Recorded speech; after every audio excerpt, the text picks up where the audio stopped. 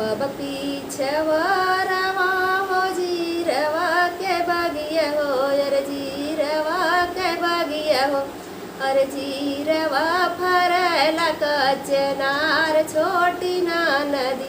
अरे जीरवा फरला कचनार छोटी ना नदी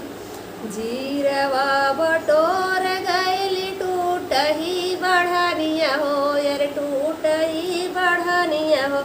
अरे सासु मोर भैया गरिया मैं छोटी ना नदी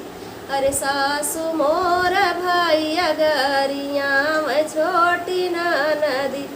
का मोरे सासु हो भैया गरिया वैलू अरे भैया गरिया वैलू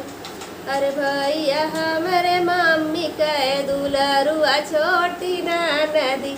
अरे भैया हमरे चाची कह दुलरुआ छोटी ना नदी का मोरी सासु हो भैया गरिया वैलू अरे भैया गरिया वैलू अरे भैया हमरे भाभी कैसा जन्म छोटी ना नदी अरे भैया हमरे भाभी कैसा जन्म छोटी ना नदी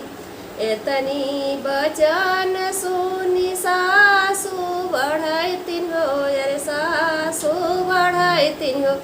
अरे भेजी दिहली नहीं हरे संदेश छोटी ना नदी अरे भेज दिहली नहीं हरे संदेश छोटी ना नदी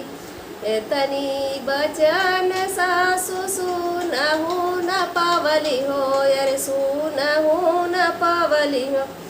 अरे भेज दिहली नहीं हरे संदेश छोटी ना नदी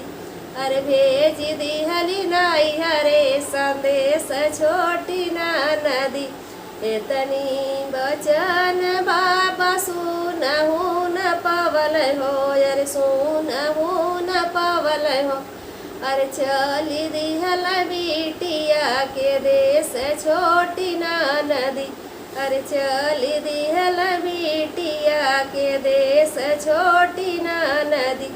जब बाबा आइला है गाँव के गोइड़मा हो हे गाँव के गोइड़मा हो सासु मोर खाटिया चोराम छोटी ना नदी अरे सासु मोर लोटवा चोराम छोटी ना नदी का मोरी सासु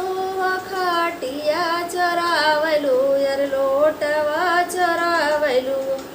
अरे बाबा खातिन डालब लाल पलंगिया छोटी ना नदी अरे बाबा खातिन डालब लाल पलंगिया छोटी ना नदी